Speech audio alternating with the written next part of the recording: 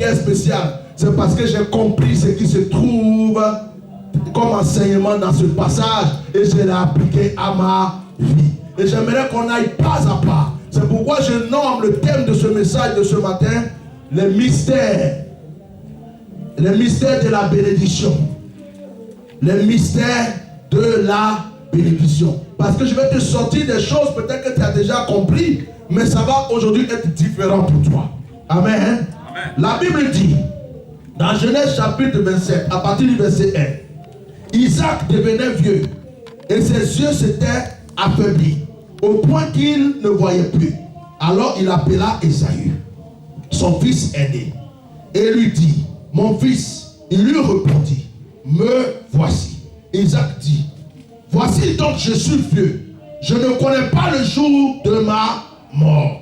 Maintenant donc, je te prie, prends tes armes, ton carquois et ton arc, va dans les champs et chasse-moi du gibier. Fais-moi un mets comme j'aime et apporte-le-moi à manger afin que mon âme te bénisse avant que je meure. Rebecca écouta ce qu'Isaac disait à Ésaü son fils.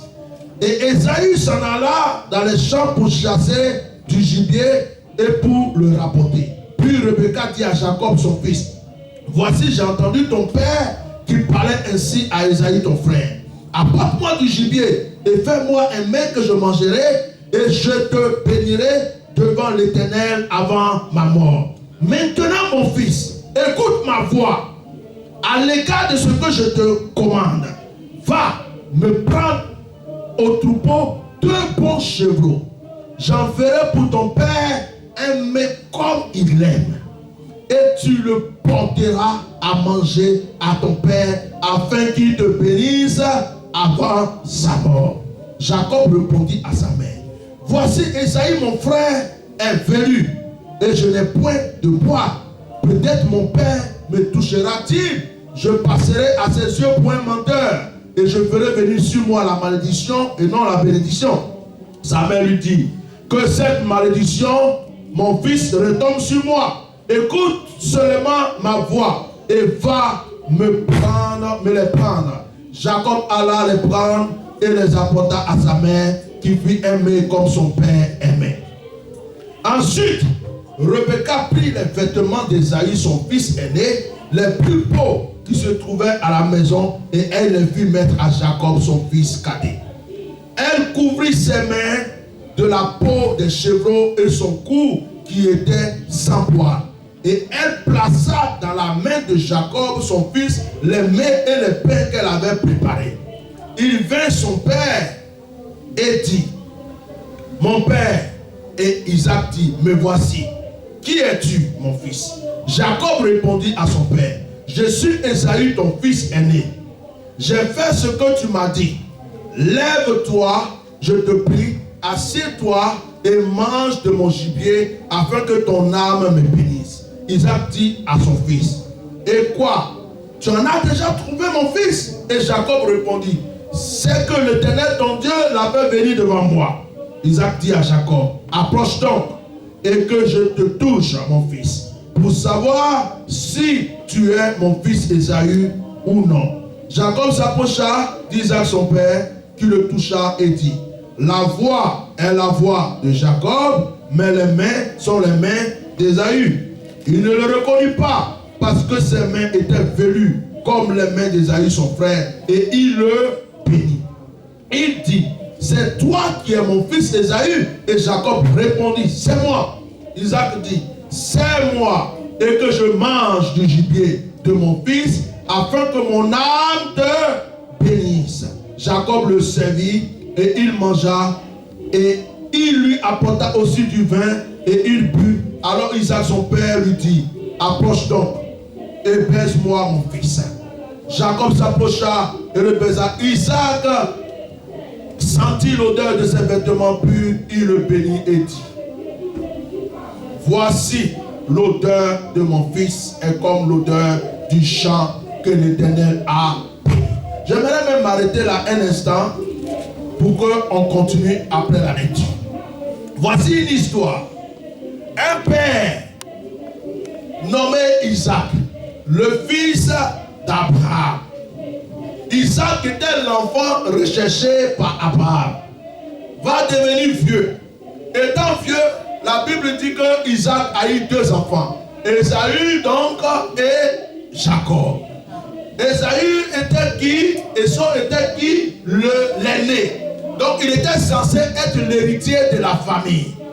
Mais la Bible dit que le petit frère Jacob l'a toujours supplanté dans les choses. Et voici que quelque chose va se passer. Le père va voir que la mort arrive bientôt. Il va donc dire, il va appeler. C'est lui qui a appelé son fils Ésaü. La bénédiction était prévue pour qui? La bénédiction était prévue pour Ésaü. Est-ce que vous êtes avec moi ce matin?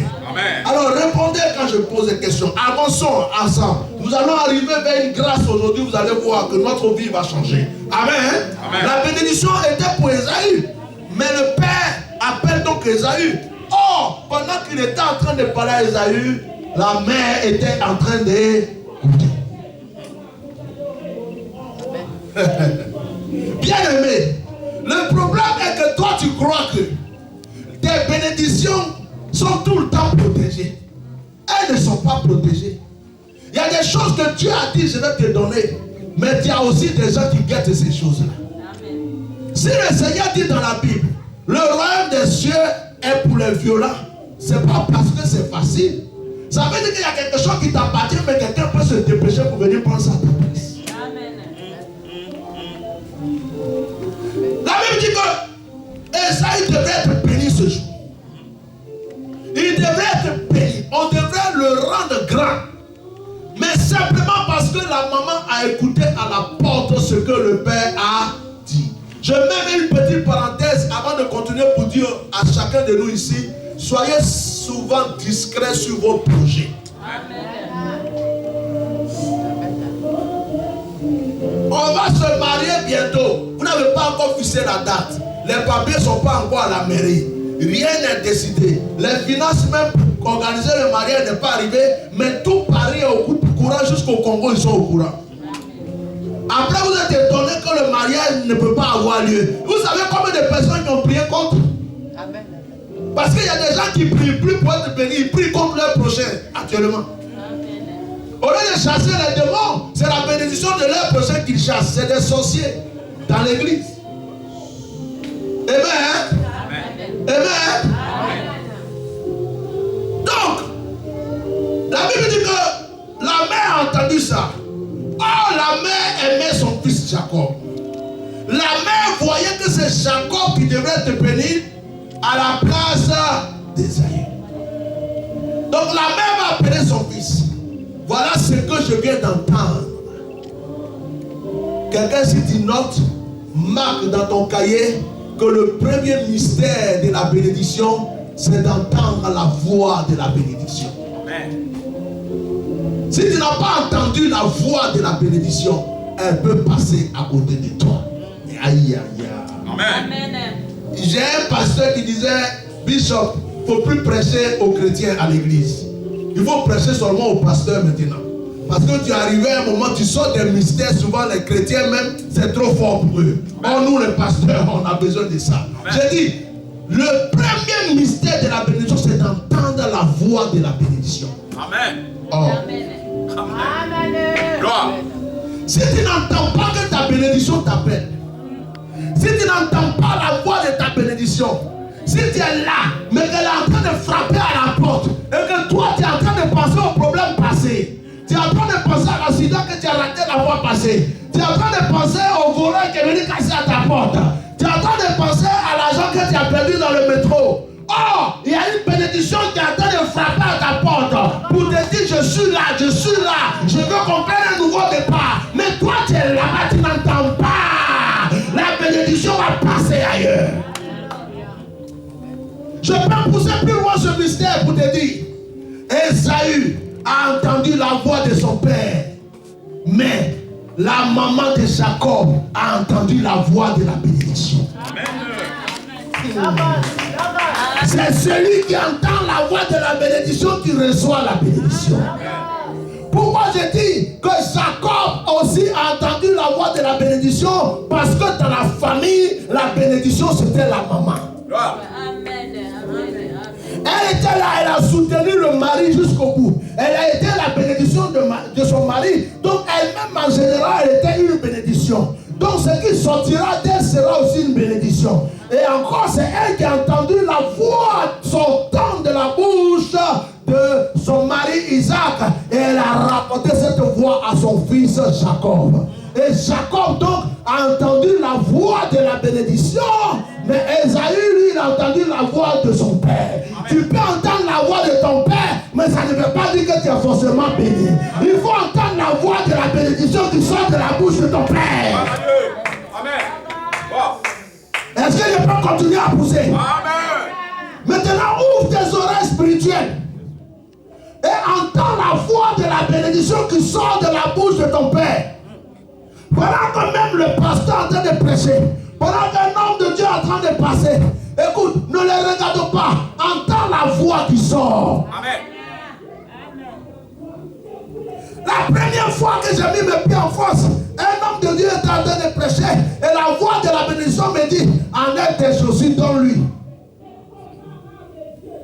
Je regarde comment je suis habillé. Je regarde la distance que je dois prendre pour rentrer chez moi. Je dis, mais rentrer chez moi en chaussettes. Or, la voix de la bénédiction dit, c'est aujourd'hui. Si tu as raté ça, alors là, rappelle-toi que tu as déjà raté un visa. Cette fois-ci, là, tu vas rester dans ce pays, tu ne bougeras pas. J'ai écouté la voix de la bénédiction. Je suis allé déposer. Tout le monde me regardait comme ça. Je suis rentré en chaussettes. Mais 2 semaines après, ils m'ont plus vu en chaussettes en Afrique. Ils ont compris que celui qui venait de marcher en chaussettes a marché dans l'avion parce qu'il a entendu la voix de la bénédiction. Waouh! Pour entendre la voix de la bénédiction, souvent, ce n'est pas la voix de la bénédiction elle-même qui te parle. C'est la voix de la bénédiction utilise un autre moyen, une autre personne, ou même une image ou quelque chose. Celui qui a été béni dans l'histoire n'a pas été Esaü. Or, c'est Esaü qui a entendu son père lui parler. Jacob, lui, n'a pas entendu le père parler, mais il a entendu une autre voix. Et il a écouté cette voix. Donc, premier point que tu peux marquer, c'est écouter la voix de la bénédiction. Savoir entendre la voix de la bénédiction. Ton pasteur est en train de prêcher. L'onction est sur lui. Et puis il prêche. Et puis tu es là. Il y a une voix qui te dit, mais cet homme-là, ça fait au moins 3 dimanches, je le vois, il est toujours dans le même costume. C'est toujours la même chaussure. Oh, moi je suis passé devant une chaussure hier. Je sais que ça peut aller avec lui. C'est que la voix de la bénédiction est en train de te dire quelque chose va changer dans ta vie. Dis rien au pasteur. Si tu veux lui poser une question, demande-lui, pasteur, ta poitrine même c'est combien? De toute façon, je vois tes chaussures. Discrètement, sans qu'il sache qu'il y a quelque chose qui se passe. Écoute, si la voix de ta bénédiction te dit, va prendre une chaussure, viens lui donner. Je te dis, à chaque fois qu'il portera cette chaussure, la bénédiction coulera sur ta vie. Amen. Mon père spirituel m'a rendu un témoignage qui m'a touché. Il est en Afrique. Je suis ici. Un jour, je priais. L'Esprit de Dieu me dit, ton père a besoin de toi. Oh, c'était un moment qui était dur. Mais le Saint-Esprit me dit, envoie vite de l'argent à ton père. Et l'Esprit de Dieu me donne la somme précise. Je me force. Je fais un Western Union.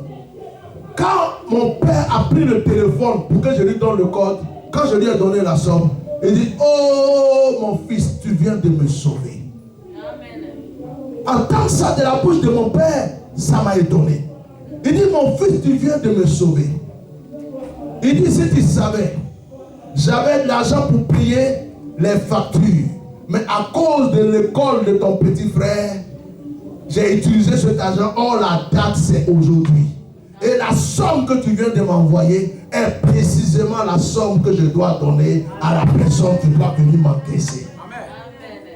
Mon père m'a béni au téléphone. Je viens encore de l'Afrique. Il m'a rappelé encore ce témoignage tellement que ça l'a touché.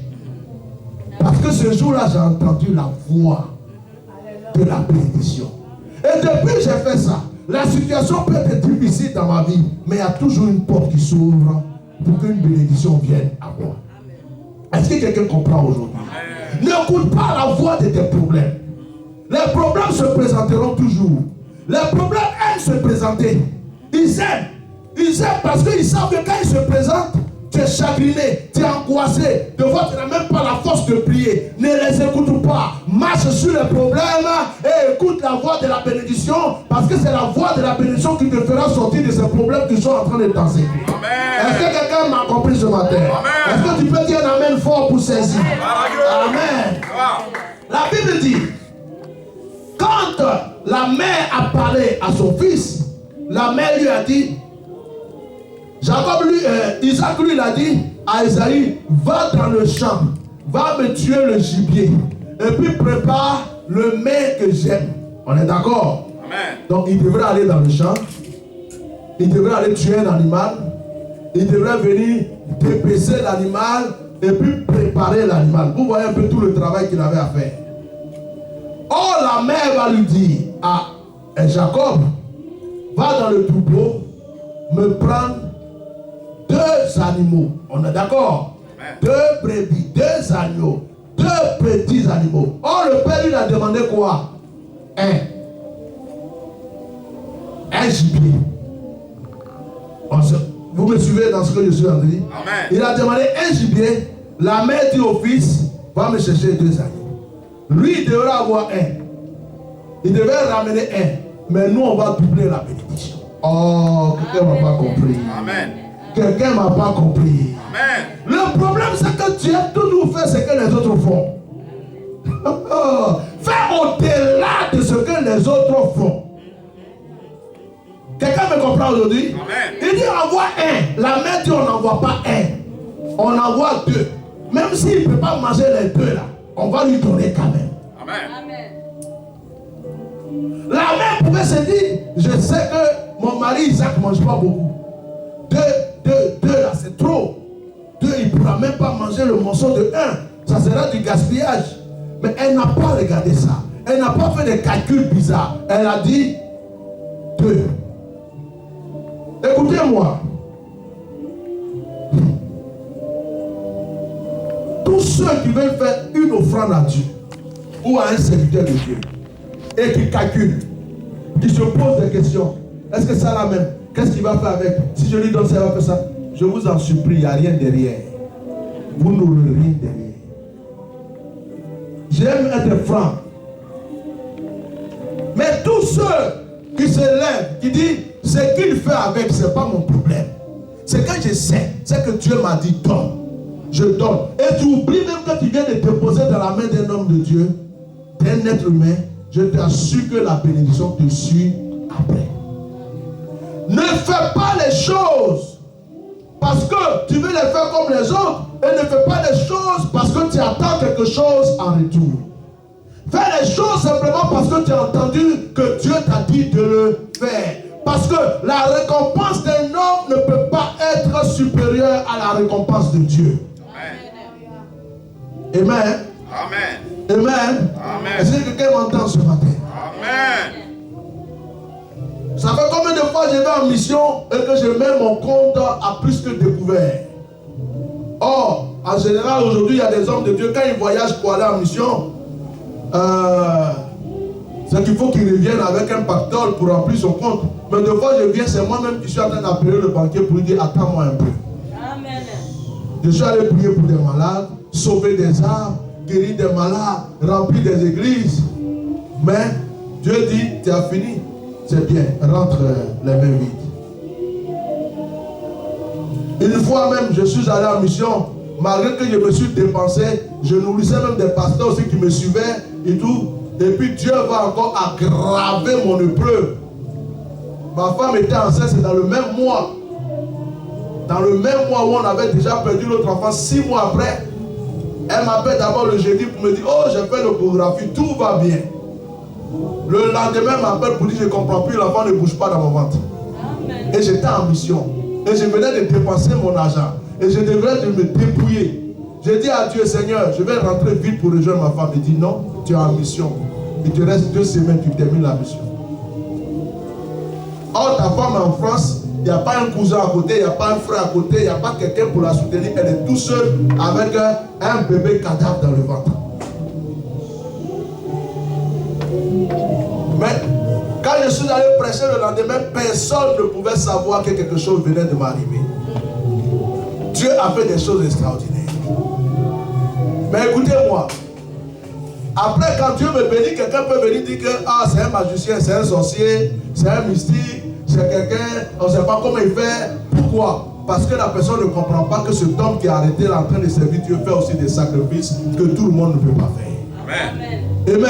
Amen. Amen. Amen. Ne fais pas les choses comme les hommes le font. Fais les choses comme Dieu veut que tu le fasses. Et fais le double de ce que Dieu veut que tu fasses. Prouve à Dieu que toi tu l'aimes au-delà de tout. Et que quand il dit quelque chose, tu ne calcules pas pour le faire. Amen. La mère dit, envoie deux. Et la mère va préparer. La Bible dit quoi? Amen. Amen. La Bible va dire quoi? Que quand Jacob va venir vers son père, la mère va faire quoi? Elle va prendre la peau de l'animal pour mettre sur sa main son cou pour qu'il soit velu, parce que Esaü lui était velu. Or Jacob n'avait pas de poil. Amen. Mais la voix qui sort de sa bouche, on ne peut pas la changer. C'était sa propre voix. Le père était aveugle, mais le père n'était pas sourd. Il a pris son fils, il a touché, il a vu qu'il y avait des poils. Il n'est pas bête. Mais il entend la voix du fils. Il sait que c'est la voix de Jacob. Mais le père est conquis. Parce que Jacob venait d'être violent. Je ne sais pas si tu comprends ce que je vais te dire. Ta violence spirituelle provoquera des choses que Dieu même n'a pas prévues dans ta vie. Oh! Je ne sais pas si j'ai parlé à quelqu'un.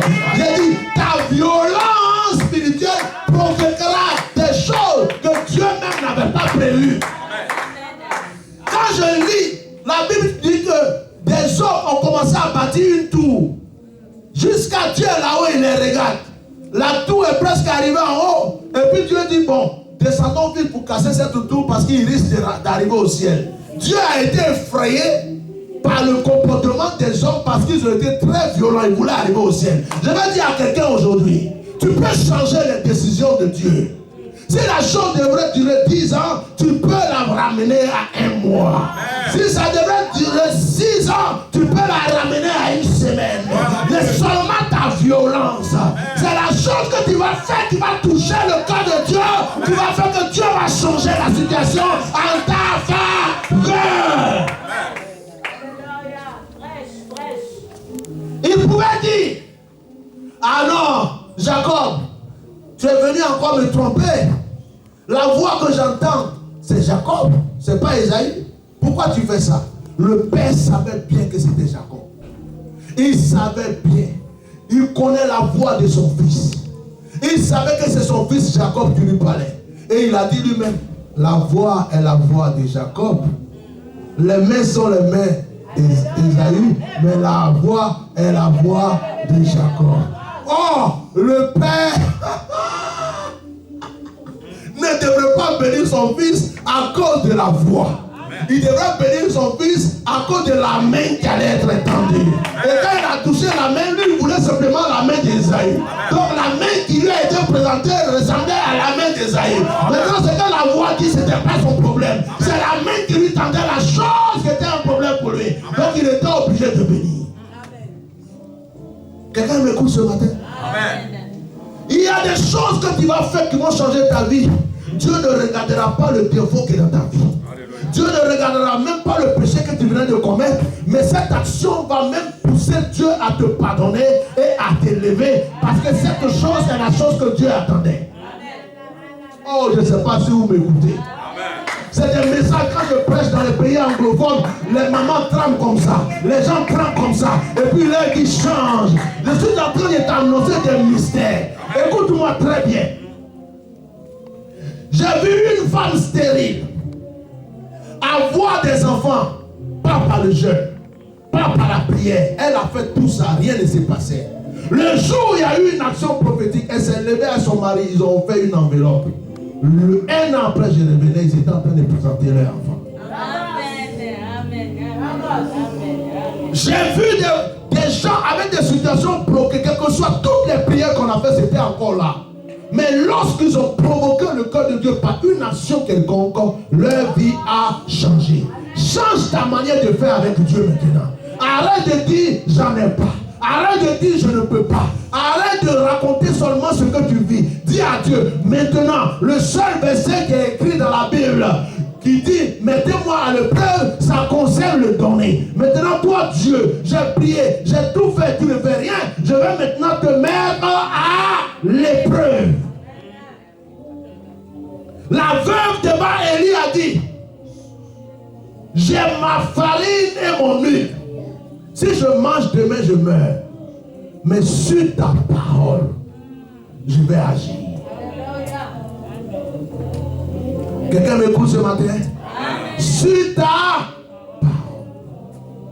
Beaucoup d'entre vous ici ont été persécutés, ont traversé des hauts et des bas. Beaucoup sont encore en train de se battre pour certaines situations. Ce message que je viens de vous annoncer ce matin est un message que Dieu est en train d'ouvrir vos yeux pour vous dire, écoutez mes enfants, il y a certaines choses que vous devrez faire. Il y a des choses, Dieu ne te dira jamais de faire au-delà de ce que tu ne peux pas faire. Écoutez-moi, quand j'ai regardé le Seigneur, regardez dans la corbeille, et puis dit qu'il y a une femme qui a donné une petite pièce. Elle a donné plus que tous ceux qui ont donné de grandes sommes. J'ai compris quelque chose dans la Bible. Ce n'est pas l'offrande que tu fais, le nombre que Dieu considère, mais c'est le sacrifice qui accompagne l'offrande que Dieu considère. Ça peut être petit. Les gens peuvent ne pas considérer. Mais le sacrifice que tu as fait derrière pour le faire, c'est ce qui touche le cœur de Dieu. Une fois comme ça, j'arrive à Paris, je suis à la gare avec beaucoup de sacs. J'appelle le pasteur Christian, il dit, est-ce que tu peux venir me chercher pour me déposer dans tel endroit? Et puis il me dit, oh papa, c'est dur. Je n'ai même pas d'essence dans la voiture. Écoutez-moi bien. Oh, toi, tu es en train de lutter pour un travail. Tu es en train de lutter pour beaucoup de choses. Mais imagine simplement que tu avais entendu la voix de l'Esprit te dire, écoute, envoie tout simplement 10 euros ou 20 euros à ton pasteur. C'est un exemple que je te donne. Il aurait mis ça dans sa voiture. Pour aller rendre visite à une brebis, pour aller prier pour quelqu'un, tu aurais ouvert ta porte de grâce et de bénédiction. Souvent, nous attendons que les gens nous appellent. Nous attendons qu'on nous appelle pour dire, oh mon fils, il y a tel problème. Oh ma fille, il y a tel problème. Ça, c'est la voix du Père que tu as entendu. Mais tu n'as pas entendu la voix de la bénédiction. Amen. Amen. Quelqu'un m'écoute ce matin? Est-ce que quelqu'un m'écoute ce matin? Moi, je suis fier de prêcher ce message parce que je le vis. J'ai un père spirituel, j'ai des mentors, j'ai des hommes de Dieu que je respecte. Il n'y a pas un seul qui va dire cet homme-là. Au contraire, regardez bien la Bible, le passage qu'on est en train de lire. La Bible n'a pas dit que Isaac a pris de l'huile, a pris de l'eau, a pris du savon ou a pris de l'eau pour verser sur son fils. La Bible dit qu'il a déclaré des paroles de bénédiction. Et ces paroles se sont accomplies dans sa vie. Et quand il parlait à son fils Ésaü, il a dit, prépare le mets que j'aime. Quand je mangerai, mon âme te bénira. Mon âme te bénira. Ça veut dire que si moi je suis content, la bénédiction est obligée de descendre sur toi. Est-ce que l'homme de Dieu est content à cause de toi? Est-ce que quand il dort, j'ai des enfants, il y a des personnes, quand je dors, ils sont dans ma tête. Quand je mange, ils sont dans ma tête. Quand je me lave, ils sont dans ma tête. Même s'il y a un petit démon qui veut se mettre devant eux, je sens sa présence. Eux, ils ne savent pas que je suis là-bas en train de le combattre, mais je suis en train de mettre des mitraillettes sur ce démon pour qu'il quitte devant eux. Parce que ces personnes comptent pour moi. Mon âme les a épousés. Quelqu'un m'écoute ce matin? Amen. Quand tu es rentré dans cette dimension, le diable a peur de toi. Parce qu'il sait qu'il y a un ouin de Dieu qui a l'âme réjouie. Et quand l'âme des serviteurs de Dieu est réjouie pour toi, Dieu te bénit aussitôt. C'est pourquoi il a dit, à chaque fois que vous avez fait à un de ses enfants, c'est à moi que vous avez fait. Il a dit, quand vous rentrez, si on vous reçoit, dites que la paix. Pourquoi il dit si on vous reçoit? Ça veut dire que les gens peuvent être libres de recevoir, et comme ne pas être libres de recevoir. Mais ceux qui reçoivent, la paix retombe sur eux. Dieu ne te demande pas de faire des milliards et des millions. Il dit celui qui est fidèle dans les petites choses sera fidèle dans les grandes.